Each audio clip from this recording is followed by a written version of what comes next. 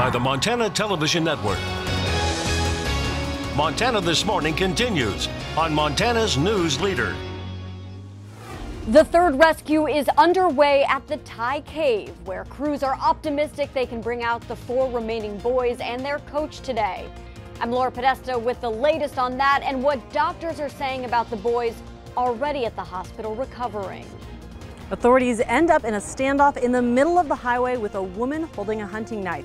I'm Mallory Peebles with MTN News, and I'll share how it all comes to an end without anyone being seriously injured. Just ahead of 6:30 on this Tuesday, Shelley and Missy O'Malley with you here. It is the news the entire world has been waiting for more than 2 weeks. The entire Wild Boar youth soccer team and their coach have been safely removed from that cave in Thailand. Unbelievable. And now the coach and the boys being brought out as the recovery now begins. CBS's news correspondent Laura Podesta has more on what's next for those rescued. All 12 members of the boys' soccer team and their coach, trapped in a Thailand cave for about 2.5 weeks, are now out. The third and final rescue mission wrapped up this morning.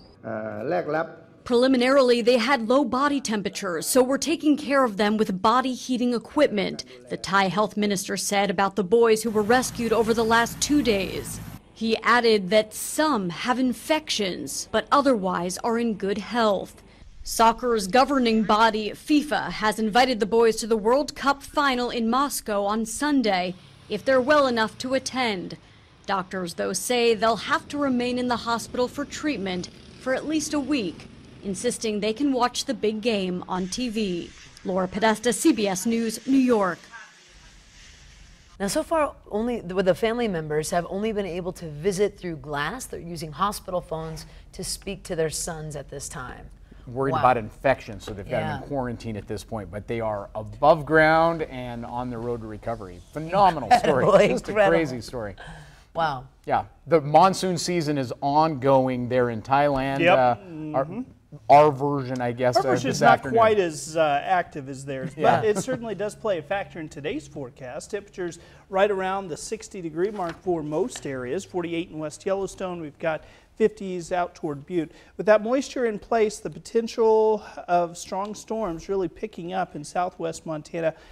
The area most likely to see the strongest storms in northeast Montana this afternoon. What biggest concerns for us in southwest Montana? Damaging hail and damaging wind. We could see some flooding rain from a few of those storms. We'll keep an eye on that. Most of our threat is east of the divide. From basically Ennis eastward, we see that potential of a few storms through the afternoon and evening. Still going to be a hot one out there for today. We'll talk more in depth about your complete forecast in just a few minutes. Thank you, Matt. 6:32 now. Great Falls Police investigating a shooting last night. Shooting reported shortly after 10:30. Law enforcement responded to a parking lot in front of what's called the 2J's building. One person taken from the scene in an ambulance. Great Falls Police told MTN that a man sustained, quote, a couple of gunshot wounds. The severity of the man's injury is not yet known. Police have declined to release any other information, including whether a suspect has been identified or apprehended. Also, a man died after rolling his vehicle on Norris Road late yesterday afternoon. According to Montana Highway Patrol Sergeant Patrick McLaughlin, the man was headed eastbound on Norris Road, failed to negotiate a bend in the road. He overcorrected and rolled his commercial vehicle. That crash happened around 4 o'clock in the afternoon. Sergeant McLaughlin says preliminary investigation revealed the driver was not wearing a seatbelt. McLaughlin also said speed and alcohol are not suspected in this crash. The driver of the vehicle, it's a commercial motor vehicle, was headed from the Ennis area back towards Bozeman. For an unknown reason, he drifted off the right side of the road, overcorrected, went across the other lane of traffic, down in the ditch, hit the embankment, rolled at least one revolution, came to rest on his wheels. By the way, victim's name not being released at this time. No other people were involved in that single vehicle crash. And a standoff in the middle of the U.S. highway between a woman with a knife and officers ended this weekend with a taser. MTN's Mallory Peebles has more on this bizarre story from a sheriff who responded to the scene. They don't always get to end this way. In Sergeant Brad Bickler's 15 years of law enforcement, he says you can't tell how a day is going to end by how it starts. It was certainly true this past Saturday. That was a Saturday afternoon, just a nice summer day, and bad things can happen just that quickly. Around 11 a.m., a 911 dispatcher says they got a call from a woman saying demons were chasing her and she needed to get back to Georgia. A Park County Sheriff's deputy says she tried to pull the 47-year-old woman over.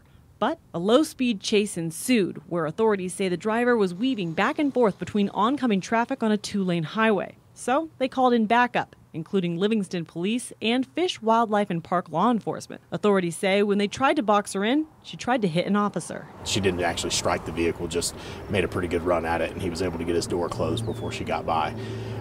So pretty tense situation there. When authorities say she finally did stop, it was in the middle of a highway, and she got out holding a large hunting knife. Officers say she was threatening them and herself. So I just tried to talk with her and reason with her some, and she was up and down, so she would settle herself a little bit and then ramp back up again. It became fairly apparent that we weren't gonna get her to just comply and come along with us. That's when Sergeant Bickler says he made a quick move to get closer and tase her.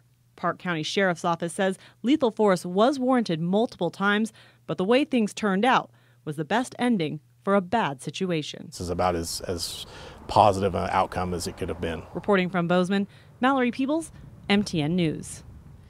Now, the woman is from Washington. According to authorities, her name has not been released, and nor has she been charged. She was taken to the Billings Hospital. She's to be evaluated on a medical detainer awaiting a mental health evaluation. In other headlines this morning, a valve broke at the Covered Wagon mobile home park in Bozeman, leaving around 500 people without water. Sunday afternoon, a pressure-reducing valve cracked in the park, causing the meter pit to overflow.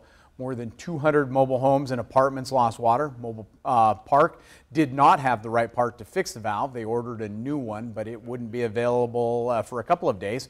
John Alston with the City of Bozeman said the city had the part on hand, so they are loaning it to the park so water could be restored immediately. Being a good neighbor.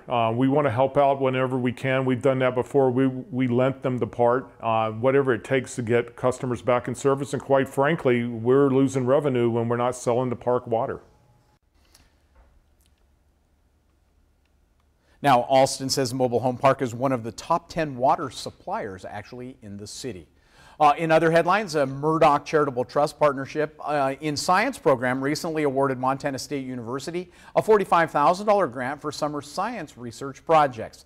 3 high school science teachers in the state were awarded a $15,000 grant to work with MSU Mentor. The mentor and high school teacher worked together for 2 summers to research different areas of science. Teachers are then being able to bring their learning back to their classrooms.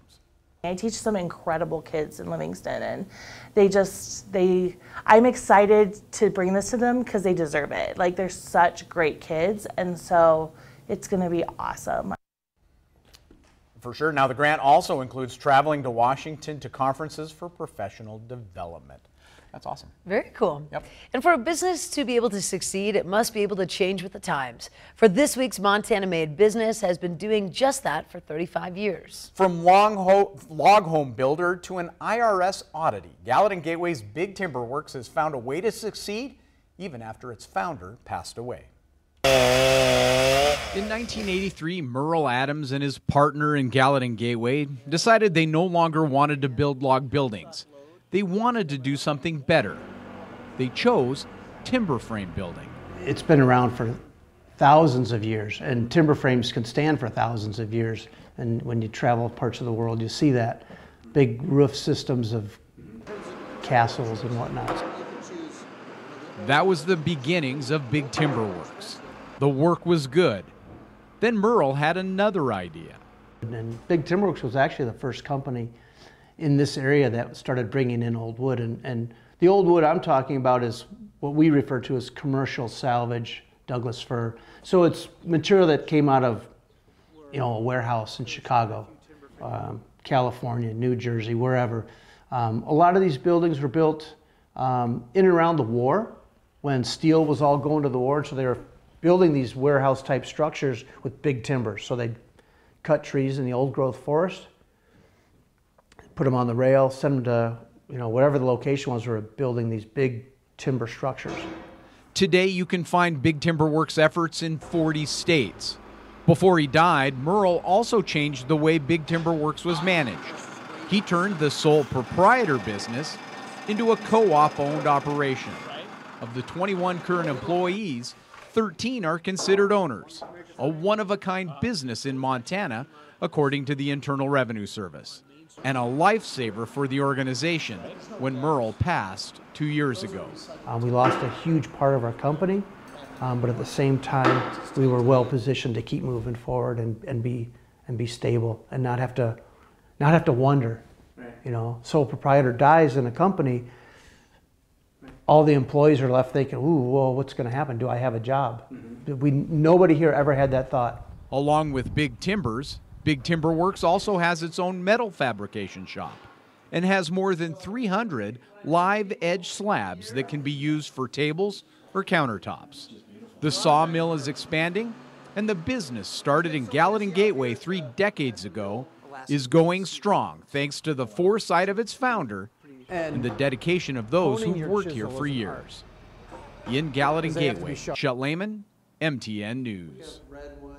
By the way, that beam Hart was standing next to in the video, 14 inches by 32 inches, 47 feet long, cut from a single log. That semi being loaded in the story is one of 3 going to a home in California. 48,000 total board feet of timbers heading to that home. So their projects are massive at times as well. Is it for Paul Bunyan? Just a phenomenal efforts there, but they've found ways to innovate and keep improving in the 35 years. A wonderful tour. That slab room was just absolutely amazing. Yeah, I bet you had a great time shooting. Thanks to Hudson Hart that. and the folks at Big Timber Works for letting us walk around with the camera. What a cool story. Good stuff. Very, very well done, Chet. Nice job. Thank you. We do have to take a quick break. In a moment, we share a walk down memory lane with the daredevil jump being recreated. American stunt performer and motorsports competitor Travis Pastrana dazzled the crowd in front of Caesar's Palace in Vegas, completing one of Evel Knievel's famous tricks. Before we go to that, though, let's head to New York, check in with Nora O'Donnell, see what's coming up at 7 o'clock.